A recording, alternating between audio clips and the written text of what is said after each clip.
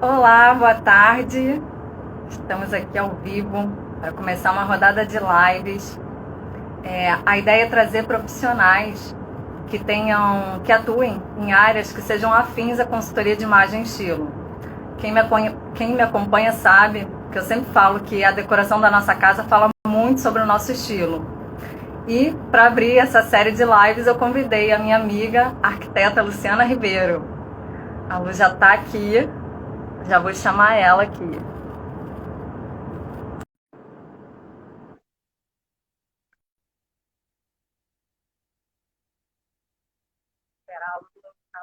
Já vai entrar.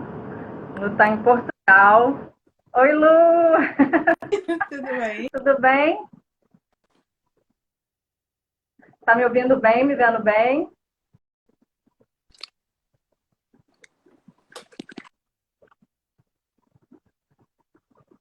Pessoal que está aí assistindo, vocês estão ouvindo bem, estão vendo bem, o som tá ok? Dá um feedback por aí. Acho que a Lu travou. Pronto, eu Lu, tá me ouvindo? vou seguir. E Então, aí, tudo bem? oi. Como é que você tá? Tá tudo bem, e você? Tudo ótimo também. Estava ansiosa para essa nossa live, para esse nosso bate-papo, né? Eu falei aqui, quem me conhece sabe que eu sempre falo que a decoração da nossa casa é uma extensão do nosso ser. E a decoração fala muito sobre o nosso estilo, né? E a gente há pouco tempo bateu um papo e a gente pensa mais ou menos igual sobre isso, né? Eu fiquei super curiosa, como você falou, como você monta um projeto, como você escolhe. Enfim, esse papo aí é para a gente poder falar um pouquinho mais sobre isso, dar umas dicas para quem está assistindo aqui a gente. Eu Ok. queria começar essa live, né, apresentando um pouquinho a Lu. A Lu é arquiteta e urbanista, formada pela Universidade Federal do Rio de Janeiro, formada em decoração de interiores pelo Clube dos Decoradores do Rio de Janeiro e especialista em estudos do espaço e do habitat pela Universidade Técnica de Lisboa. É pós-graduada em Conservação e Reabilitação de Construções pelo Instituto Superior de Engenharia de Lisboa e tem desenvolvido sua atividade na área de projetos em Portugal e um pouco por toda a Europa desde 2004. Como formadora certificada pelo Instituto do Emprego e Formação Profissional de Portugal, ministra formações presenciais e online em diversas instituições. Além disso, é mãe da fofíssima Helena, de 8 anos. Falei certinho, Lu. Falou tudo. O emprego principal ficou por último. Esse é tempo integral, né? É, é. Mas sim, essa é a minha formação no âmbito da minha experiência também. Eu, quando entrei para a faculdade em 93, eu tinha uma ansiedade muito grande em ver como era a prática profissional.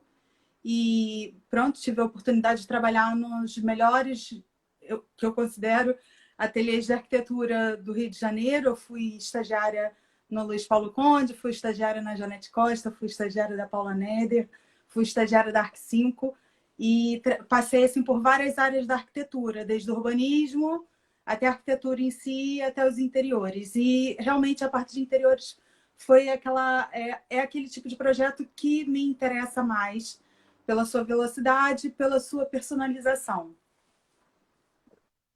E, Lu, eu queria saber como, quando e por que você decidiu estudar arquitetura e trilhar esse caminho.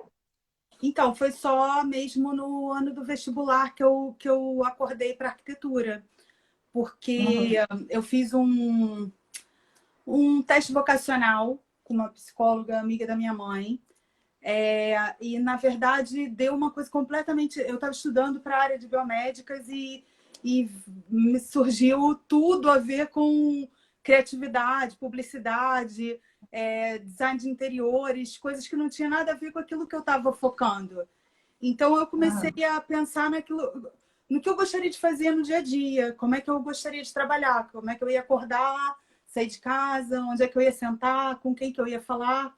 E percebi que realmente a arquitetura me dizia alguma coisa. Primeiro porque meu pai tinha um amigo que era arquiteto e eu achava ele um barato, assim, era uma pessoa muito divertida. Depois eu achava fantástico não só o trabalho dele, mas a rotina mesmo. Não é não digo o projeto final, mas o fato de trabalhar em casa e desenvolver com desenhos, trabalhar com cores, isso me fascinou muito. E depois que entrei para a faculdade, foi o momento na minha vida onde eu pensei assim, caramba, eu pertenço aqui. É interessante, porque eu também não tinha um conhecimento do que era arquitetura profundamente, mas me encontrei no curso e foi muito positivo e tenho seguido desde então só dentro da minha área. Você falando, né, eu lembrei também da minha escolha, né? Quando eu decidi estudar história, eu também gostava das 3 áreas. Eu gostava de matemática, biologia e história. E aí pensei, né, por onde eu vou? E aí eu decidi estudar história porque eu pensei, bom, pelo menos assim, eu não trabalhar com isso, pelo menos eu vou ter esse conhecimento, né? E foi o que de fato aconteceu. Né? Infelizmente, assim, eu nunca atuei, mas assim, tenho esse conhecimento, né? E atualmente eu uso a história conciliando com o meu trabalho atual. Bom, Lu, e quando você inicia um projeto para um cliente, o que você considera assim essencial? Essencial para mim é conhecer o cliente. Eu não jamais faria um projeto, eu tenho dificuldades com o projeto à distância. Se a pessoa não me der muita informação, o feedback dela, enquanto personalidade, enquanto expectativas do uso do espaço, conhecer a pessoa é o principal para mim, porque o espaço, eu posso não ver o espaço, eu posso ver uma planta, posso ver fotografias e ter uma noção bem próxima da realidade. Agora, não conhecendo o usuário final, para mim não é arquitetura. Então, é cenografia, qualquer coisa, mas não é um trabalho personalizado. E assim, quando você conhece o cliente, assim, quando você tem essa primeira impressão dele, você já consegue ter mais ou menos uma ideia do que ele pode esperar? Não, não. Ou do que pode querer, né, na verdade? Normalmente é assim, eu deixo o cliente muito livre e essas conversas iniciais são conversas que levam muitas horas, porque tem aquela imagem que a pessoa tem dela, né? Que eu gostaria de viver assim, assado, e fazer assim, assado, e pronto. E depois tem aquilo que você vai lendo da pessoa e vai percebendo das necessidades. Por exemplo,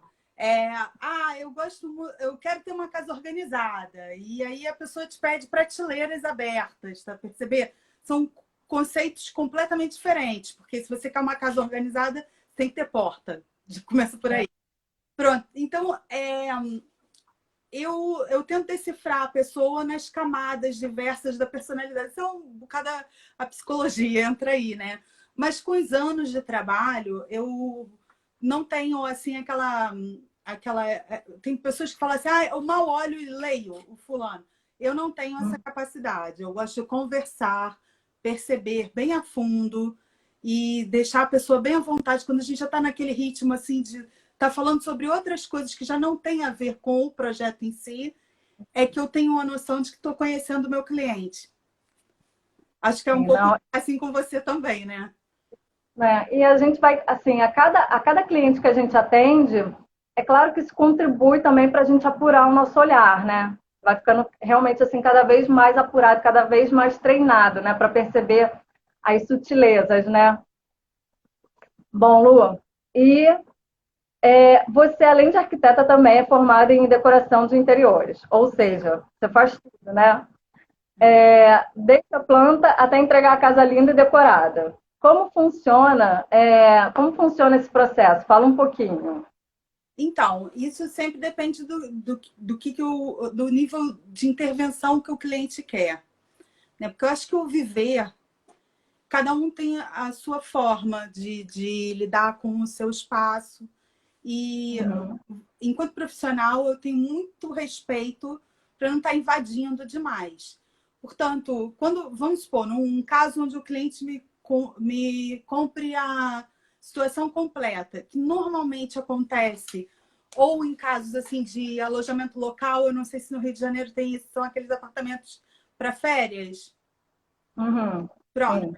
Ou em situações pontuais, um quarto de casal ou um quarto de bebê, mas raramente o projeto de arquitetura vai até a decoração numa casa completa. Porque a pessoa chega a determinados níveis que é ser ela a escolher e definir, né? Portanto, o meu trabalho normalmente parte de um briefing, Airbnb, a Luciana também é. Aquelas casas de Airbnb são fantásticas, é o sonho de vida de um arquiteto que não tem um cliente, é um cliente fictício, e a gente trabalha em nível da cenografia, ou seja, você vai fazer um home staging, faz a arquitetura, faz a decoração e termina até com talher na gaveta. Isso é maravilhoso. É brincar de casinha, para mim, é uma coisa que eu adoro fazer, amo, mas não é todo cliente que vai aceitar chegar nesse nível de especificação, né? Normalmente a gente para do que eu chamo elementos de primeiro plano, ou seja, elementos de fundo são paredes, piso e teto. Elementos arquitetônicos é uma janela, uma porta, uma escada, pronto. Isso eu trabalho a nível de arquitetura de interiores. Na decoração, a gente tem os elementos de primeiro plano, que são os móveis grandes, cortinas, mesas, tudo aquilo que tem peso na decoração. E aí é comum trabalhar. Uma parte da decoração que já vai para o cenário, assim, vamos dizer, que é os elementos de segundo plano, que são adornos e acessórios. Uhum. E normalmente só se trabalha em Airbnb, dificilmente no cliente final.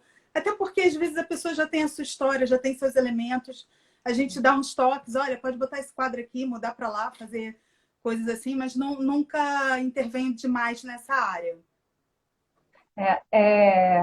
Eu também, assim, eu adoro, né, como eu falei, a decoração.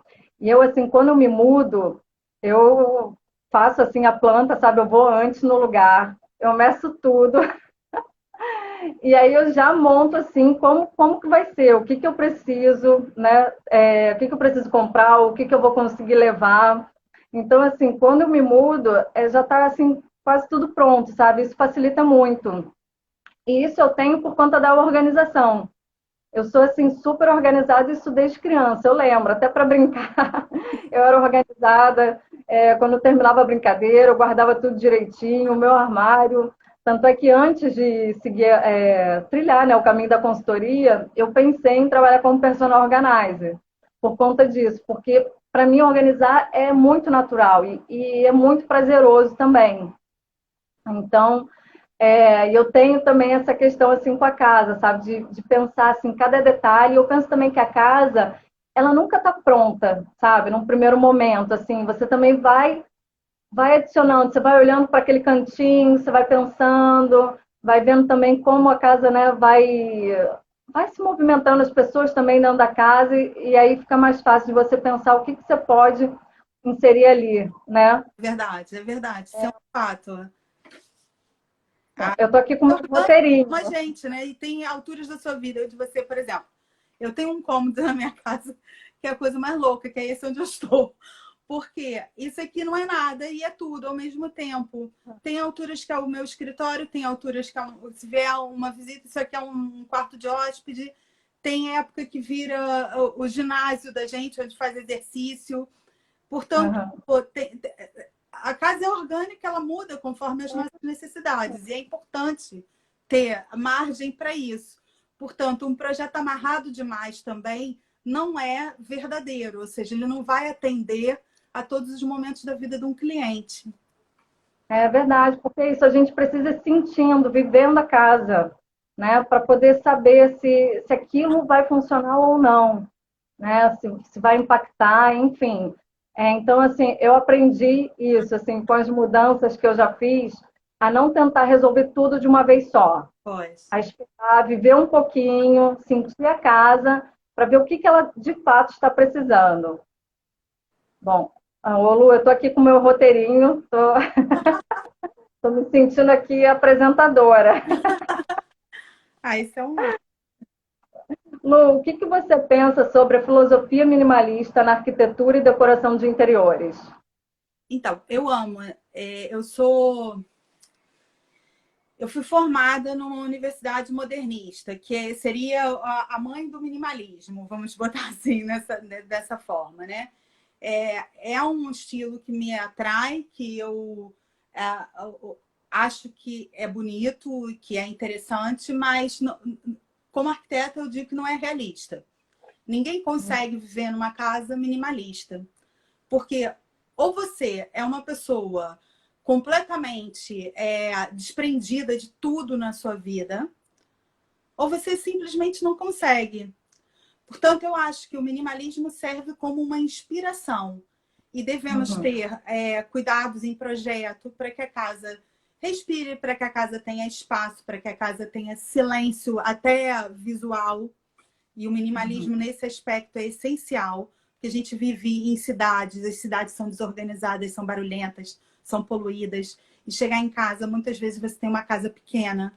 Portanto, você ter uma casa minimalista é importante para o seu olhar respirar, para você acalmar, para você encontrar um refúgio de tranquilidade.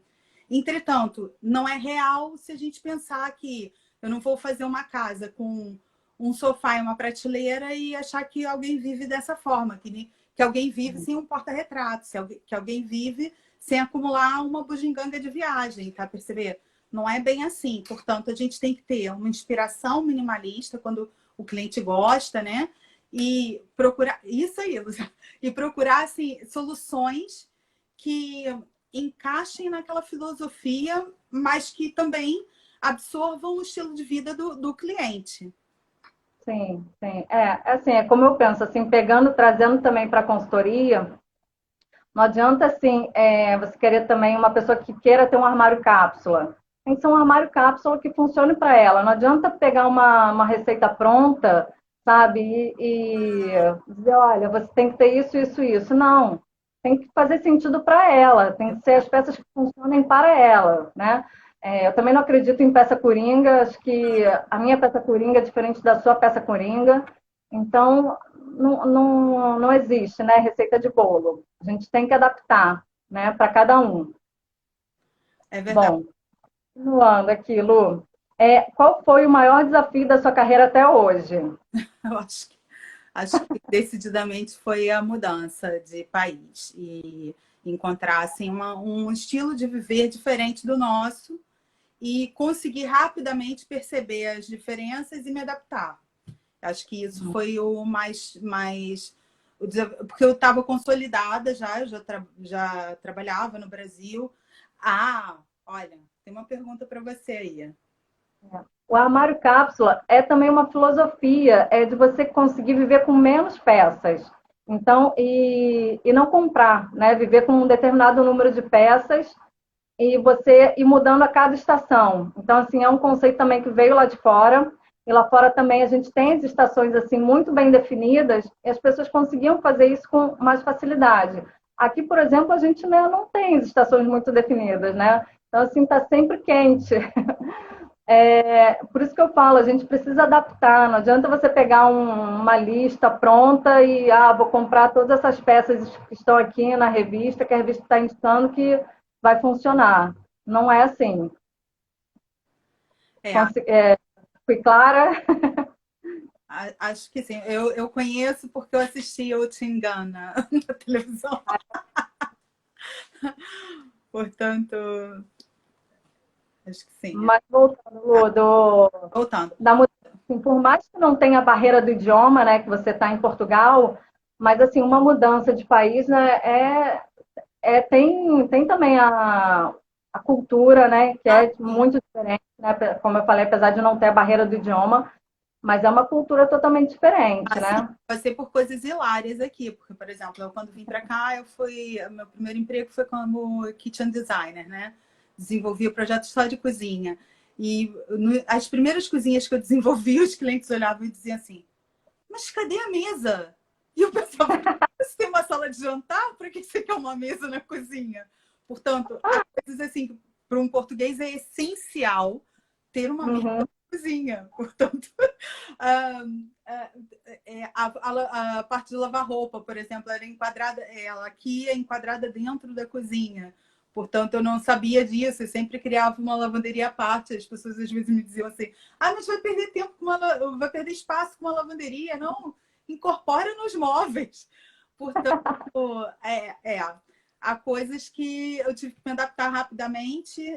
Eu tive a facilidade, porque a empresa que eu fui trabalhar, eu fui para Dinamarca fazer um treinamento, e naquele período do treinamento eu também consegui ver mais ou menos o tipo de design, então, que é muito diferente, né? O design, o encaixe dos eletrodomésticos, isso tudo eu consegui absorver durante o período de formação, mas teve coisas que foi só com o andamento do trabalho, no atender os clientes em Portugal e que fui aprendendo aos poucos. Maravilha.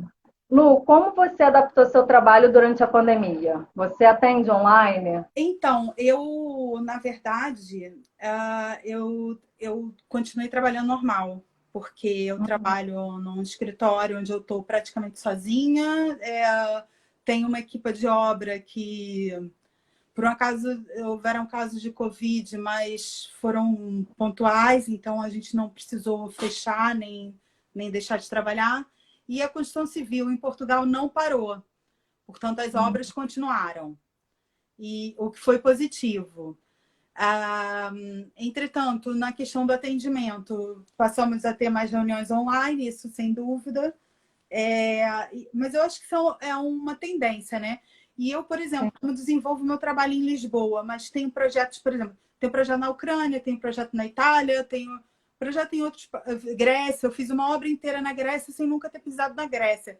Portanto, eu já estou acostumada a esse trabalho à distância. Tem projetos que eu realmente não me sinto à vontade em estar trabalhando tão distante, principalmente quando são projetos residenciais. Um projeto comercial eu faço com mais facilidade à distância do que um projeto para uma pessoa. Entendi. Mas esses projetos que você faz em outros lugares, é tudo pelo escritório que você trabalha? Sim, Não sim, são... sim. Você não atende assim Cliente. fora do escritório?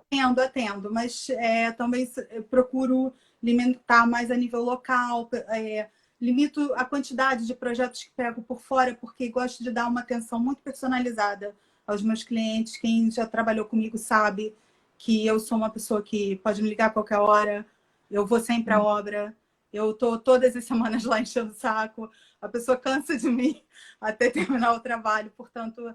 Eu gosto dessa proximidade. Acho importante dar uma segurança para o cliente. Mesmo num projeto online, acho importante você manter um canal diário, porque obra é uma coisa incrível. Você tem que ver todos os dias, todos os dias. Por mais planeamento que a gente faça, aquilo que está dentro das paredes não é o que você esperava. A forma como as coisas começam a se construir. Tem surpresas, muitas das vezes. E só o visitar a obra, olha, minha amiga está botando corações aí, a Luciana, ela é arquiteta aí no Rio de Janeiro, é arquiteta de obra mesmo, de lá, e a gente aprendeu isso no mesmo lugar, nós estudamos juntas. Arquiteto tem que estar no local, não tem jeito. Ou então, em contexto de pandemia, ou em contexto de uma obra do outro lado do mundo, fotografia todos os dias, ter alguém na obra responsável por te enviar a informação e imagem todos os dias. E Lu, como é que você trabalha a paleta de cores? Então, pronto, as harmonias em decoração é um pouquinho diferente, talvez, eu não sei como é que você faz no vestuário, mas eu sei que, por exemplo, nas artes plásticas, a decoração é mais restrita em termos de harmonia.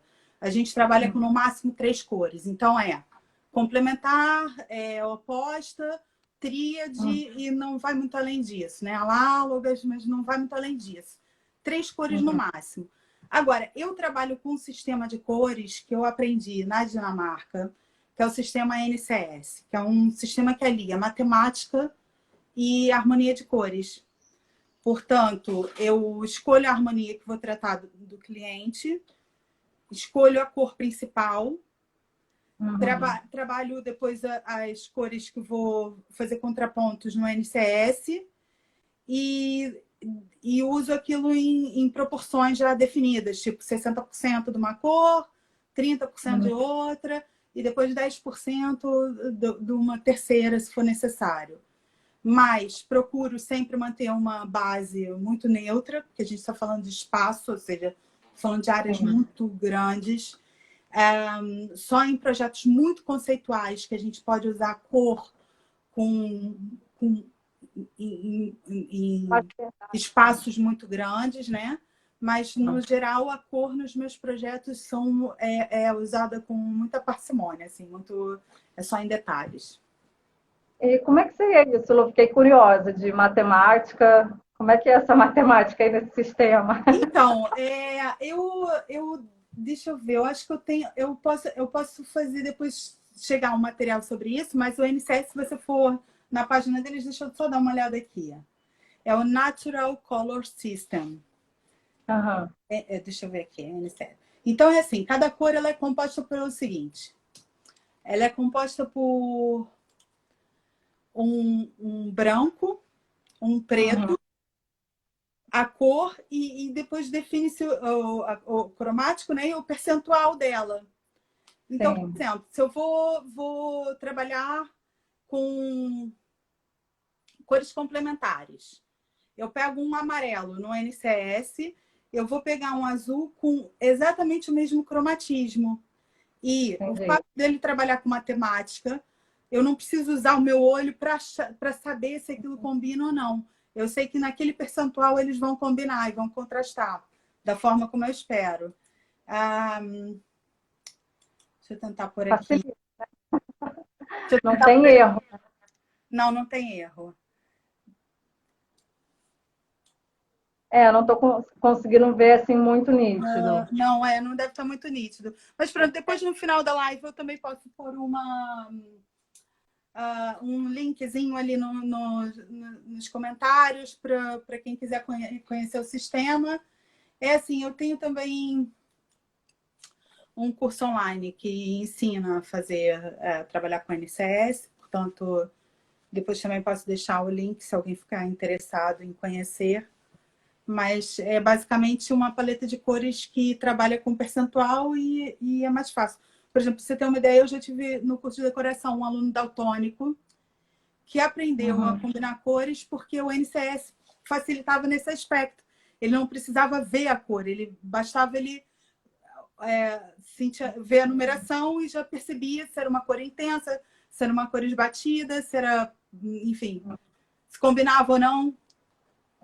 Entendi. É verdade, facilita, né? É.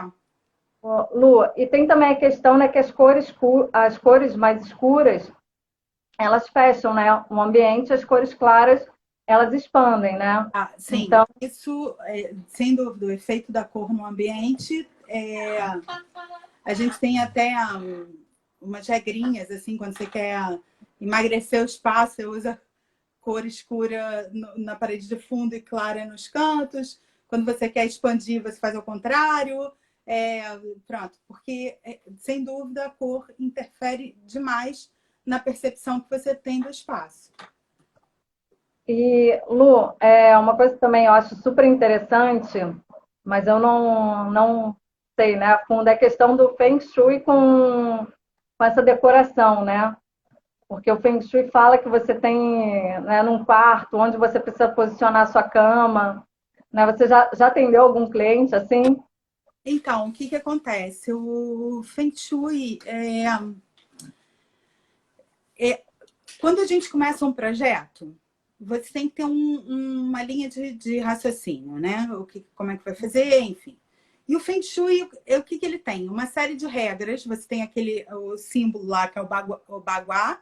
Você põe na planta numa determinada posição, a partir da porta de entrada, e ele setoriza toda a tua planta com as áreas que devem ser trabalhadas. Depois você vai analisar o espaço e vai ver se aquele espaço está em harmonia ou não. Por exemplo, uma casa de banho que esteja voltada para a área da família.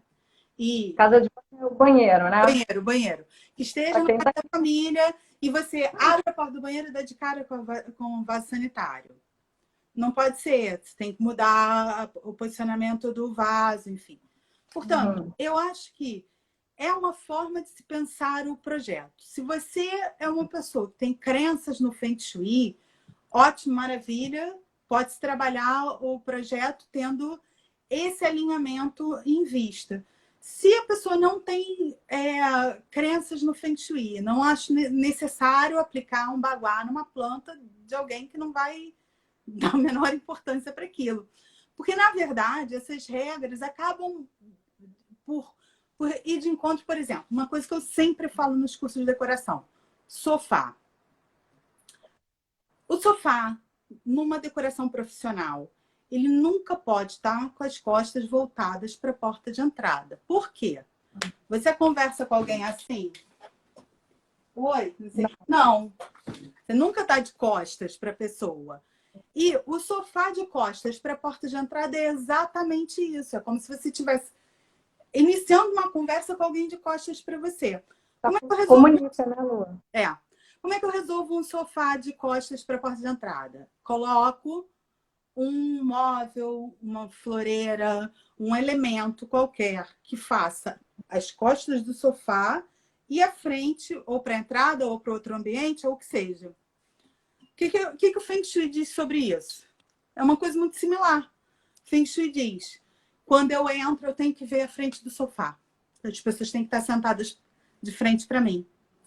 Portanto, eu acho Feng Shui interessante, limita um bocado, porque, por exemplo, se você estuda uma planta e que não tem só condicionante, o sofá está de frente para a entrada, tem que insolação, posicionamento de TV, os outros móveis, circulações. Portanto, tudo isso tem que estar pensado. E se calhar a posição do sofá de costas para a entrada é até interessante nos outros pontos de vista, mas que se tem que trabalhar esse aspecto das costas não estarem diretamente voltadas para a entrada. Portanto, seja convidativo, né? Exatamente. Mas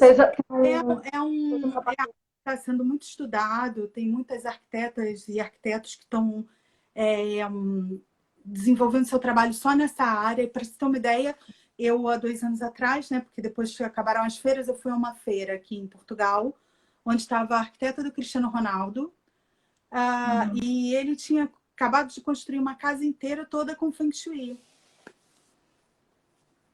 Imagina. Mas é bem a cara dele mesmo, né? Deve trazer. Pelo menos bolas de ouro, isso com certeza.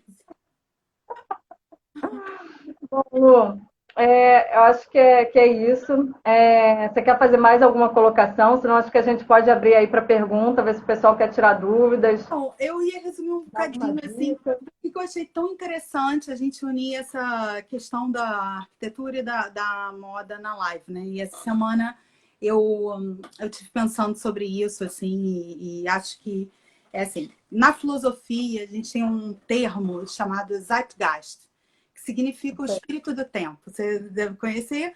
Pronto. E é basicamente algo que resume a forma de vida, a cultura, o estilo das pessoas de uma determinada localidade ou de uma determinada época. E isso inclui também a forma de se vestir, a forma de viver, enfim, a arquitetura, o estilo, etc.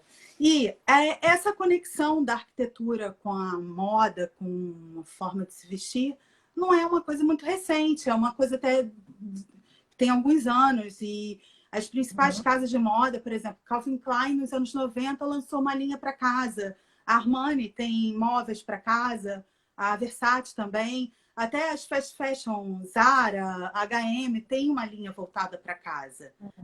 Ao contrário, também já aconteceu, por exemplo, a Melissa convidou, há uns anos atrás, a saudosa arquiteta Zaha Hadid para desenvolver um sapato. Quer dizer, é uma irmandade que tem aqui entre as duas áreas, né? E por que isso acontece? Eu acho que isso, hoje em dia, está levado num nível assim, muito extremo, quando a gente pensa, por exemplo, em Miami, naquelas torres dos carros, a Porsche Tower, a Aston Martin Tower, onde o cara une o amor dele por uma marca de carros, o carro dele, a forma como ele vive, a forma como ele se veste. Quer dizer, a Ferrari tem roupas, enfim. tudo agora tá mais ou menos se unindo, vamos dizer. E o que eu acho quando eu penso na arquitetura e na moda é que as duas se diferenciam no ponto da longevidade, porque enquanto a arquitetura é pensada para perdurar, a moda ela se permite ser efêmera. Ela precisa ser efêmera, né? Até para que as pessoas consumam, né? Então, por Exatamente. isso, né, tem uma tendência, cada hora, né, uma tendência surge, a outra desaparece, justamente para as pessoas consumirem, né? Exatamente. A moda é efêmera, mas tanto a arquitetura quanto a moda, elas têm uma coisa que, quando elas atingem um patamar de arte, a efemeridade some. E é por isso que nós temos aqueles clássicos. Verdade. Né? O patamar da arte, ele acaba com a temporalidade. Portanto, eu acho que um segundo diferencial interessante, que aí, quando a gente fala da arte, acabou o tempo, então vamos falar de um outro diferencial, que seria a escala. Enquanto a moda, eu estou falando de um abrigo quase à escala do homem, e na arquitetura a gente fala muito do homem como escala para todas as coisas. Na verdade, a arquitetura é uma escala do homem, do coletivo e da cidade. Portanto, as duas áreas se diferenciam muito nesse aspecto da escala. E aí não há ponto onde as duas se unam. Agora, ao mesmo tempo que a gente fala muito do diferencial, aqui citamos dois diferenciais, o ponto onde elas se encontram são diversos, né? A Coco Chanel tem uma frase famosa que ela diz que moda é arquitetura, porque ambas tratam da questão de proporções. Ou seja, quando a gente fala da composição, você está falando de harmonia e equilíbrio, que se baseiam sempre nos mesmos conceitos, que é simetria ou assimetria, as regras das cores, figura fundo, pregnância. Portanto, eu acho que são matérias irmãs. A gente citou no texto da live que tem a ver com o bem-estar, e tem mesmo, o modo de vida de cada um, ou seja, a forma como você se veste, a forma como você vive, não pode ser ditada por uma revista, tem que ser ditada por você. E é o que eu falo, né? Muito, né? É o que eu sempre assim costumo falar, que quando eu vou até a casa de uma cliente, né, para poder fazer a etapa do estilo, a casa, né, fala muito. E eu falo, a casa é uma extensão do nosso ser. Então não tem como ser assim tão dissonante, né? Você tem um estilo pessoal e a sua casa tem um outro estilo completamente diferente, né? Então por isso que dá para perceber muito o estilo da pessoa através da decoração da casa. Verdade. Né? Bom, queria saber se alguém quer fazer pergunta, tem alguma pergunta aí para a Lu, alguma dúvida? Podem colocar aqui nos comentários. Gente, cadê ele? Eu ia pedir para o pessoal que está acompanhando a live que seguir o meu perfil, para seguir o perfil da Dani também, que é muito interessante. Eu acho que são duas matérias que interessam. Para quem gosta de arquitetura, interessa conhecer o trabalho da Dani. Para quem gosta de moda, interessa, se calhar, conhecer um pouquinho mais de decoração. Verdade. Tem também, quem ainda não conhece o meu canal lá no YouTube, Estilo Sem Noia, onde eu falo sobre estilo, né? Sem regras, né? Tem uma pergunta aqui. Entre moda e arquitetura, estética, personalidade de quem usa, proporção, estilo, cultura. É isso?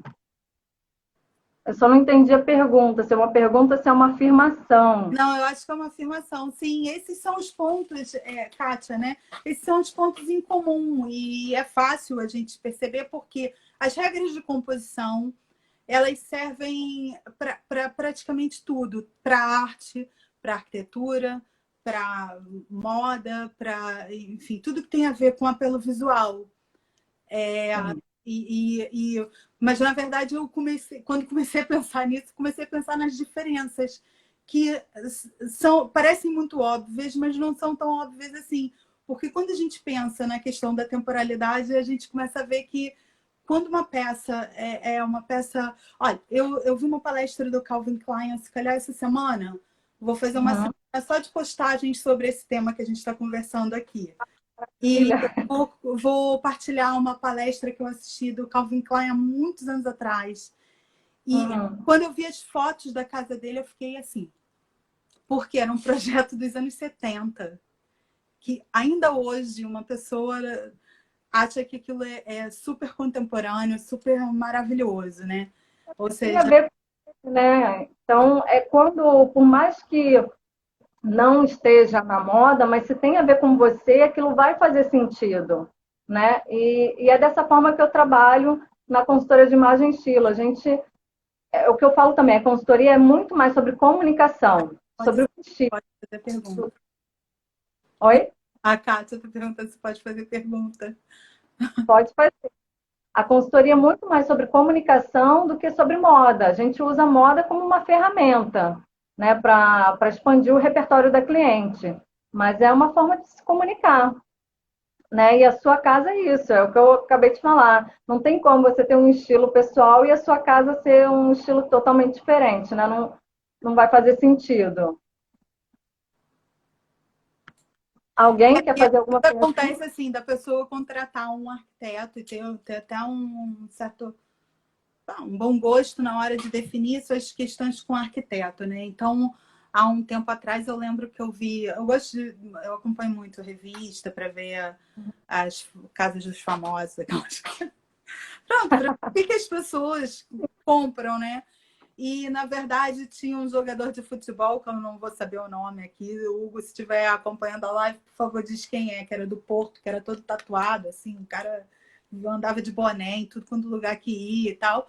Mas quando eu vi a casa da pessoa, eu fiquei estupefacta. Mas esse homem mora nessa casa? Porque a casa era muito boa, na verdade, era uma coisa assim, uma arquitetura muito clean, muito organizada, maravilhosa. Raul Meirelles, isso mesmo. E fiquei, até tive uma outra impressão dele, apesar de se vestir daquele jeito. Você está toda tatuada, né? Tem uma imagem mais agressiva, né? E parece que, né, não combina muito, né, com esse estilo que você tá falando pra gente, né, da casa. Achei a casa muito culta para aquilo que ele passava no vestuário. Então, se calhar, ele estava precisando de uma consultoria de imagem. Porque ele, se calhar, tá ali com uma roupa que ele devia usar quando tinha 14 anos e agora já devia rever esse estilo, porque ele é um cara muito melhor. Não amadureceu, né, o estilo, tá ali com muita imagem. Ai, maravilha. Alguém mais?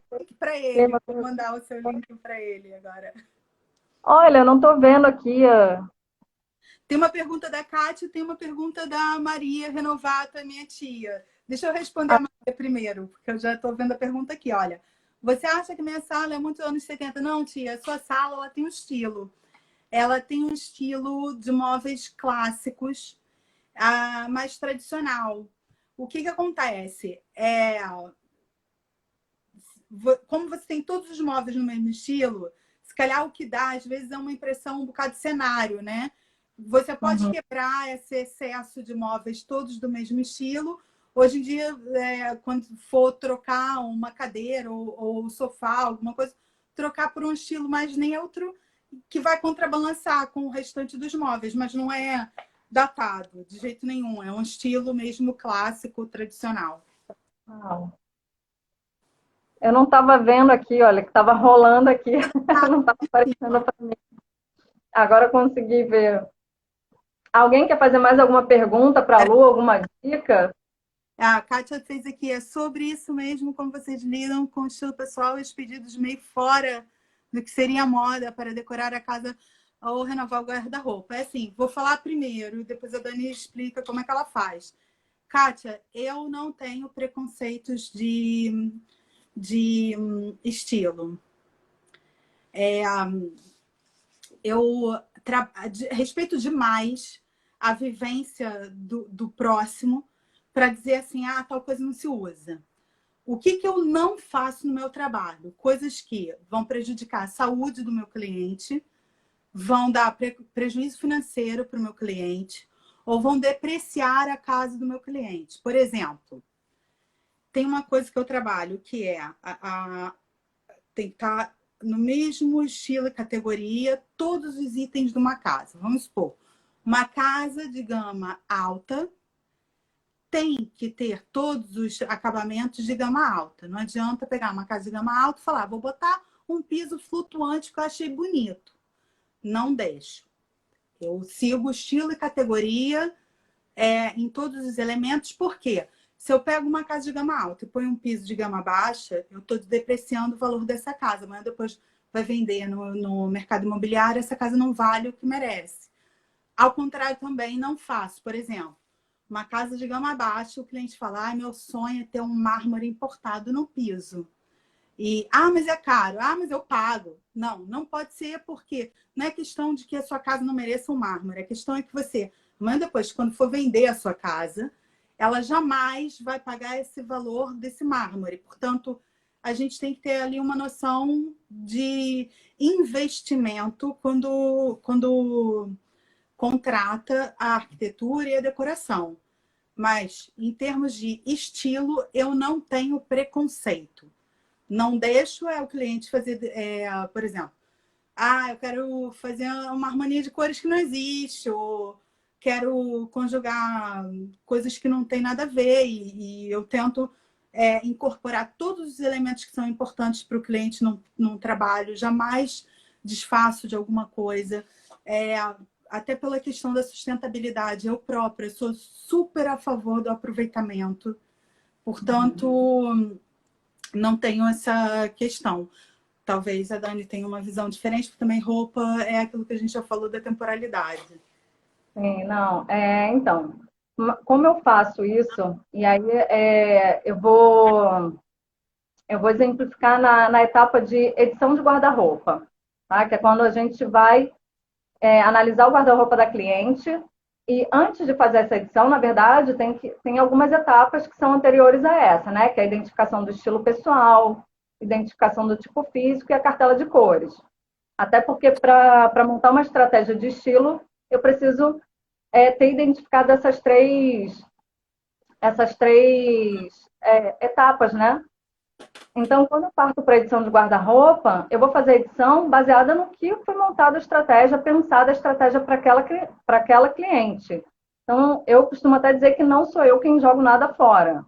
Eu sempre vou argumentar baseada na estratégia. Então, não tem isso, é brega, é feio. Não, a gente vai além disso. Então, assim, é entender, porque, como eu falei, se aquilo faz sentido para a cliente, ok, aquilo vai permanecer. Né? Por mais que seja, às vezes, uma peça que não seja tendência no momento, mas faz sentido para ela, para o guarda-roupa dela, para o estilo dela. Então, quando eu faço a edição, é isso. É sempre argumentando de acordo com a estratégia. E eu também sou super a favor do consumo consciente, de ressignificar. Eu sempre converso com os meus clientes que eu sempre tenho uma costureira, assim, amiga, para poder transformar as peças. Eu transformo muitas peças, customizo. Então, eu sou super a favor. Assim, o que puder ficar, vai ficar. Né? O que a gente puder dar aí um novo sentido, vai ficar. Não sou a favor de pegar e jogar fora, até porque o estilo ele fala muito sobre a nossa experiência, a nossa vivência. Então, não faz sentido você pegar o guarda-roupa da cliente e jogar fora, sabe? É um desrespeito também, né? Então, você tem que entender o que faz sentido para ela. É verdade. Né? É verdade, eu acho que sim. Eu acho que tentar colocar em caixinhas não funciona para isso que a gente faz. Sim, a gente tem que ir além da regra, né, Lu? Assim, eu até costumo dizer que para a gente poder quebrar a regra, a gente precisa entender a regra. E eu Mas o tipo de projeto que me deixa mais feliz é quando, no final de tudo, o cliente fala assim: olha, fui eu que projetei isso. Era mesmo o que eu imaginava. Isso me deixa super feliz e realizada. E vou dizer que nos meus anos todos de experiência, só uma vez eu fiquei muito triste com o trabalho, porque fiz o projeto todo com o marido e a esposa, quando entrou na casa, gostou muito das coisas, mas ela tinha um problema de visão. E pelas escolhas que o marido fez para o banheiro, ela não conseguia diferenciar o piso da parede. E pronto, aquilo não permitia que ela usasse o espaço. Portanto, foi o único trabalho que me deixou assim infeliz, e ainda hoje carrego aquela culpa assim, de não ter conhecido o usuário a ponto de ter conseguido realizar um trabalho totalmente perfeito. Mas, no Mas geral, os meus trabalhos têm esse aspecto no final da pessoa falar assim, mas praticamente fui eu que projetei, porque eu consigo realmente concretizar aquele sonho que estava ali dentro guardadinho, mas que a pessoa não sabia muito bem como fazer. Mas isso serve como experiência, né, Lu? Sem dúvida, assim, para você é mais um ponto de atenção, né? Quando você vai fazer um projeto, né? Bom, acho que é isso. Pessoal, tem mais alguma pergunta? Lu, quer dar alguma dica para o Não, essa pessoal? semana eu vou fazer uma semana assim de posts ligados àquilo que a gente andou falando aqui, que acho que faz sentido para as pessoas, e vou começar pelo NCS, que aí eu acho que sim, todo mundo vai gostar de conhecer. Maravilha. Bom, Lu, então acho que a gente pode fechar por aqui. Foi um prazer abrir essa série com você.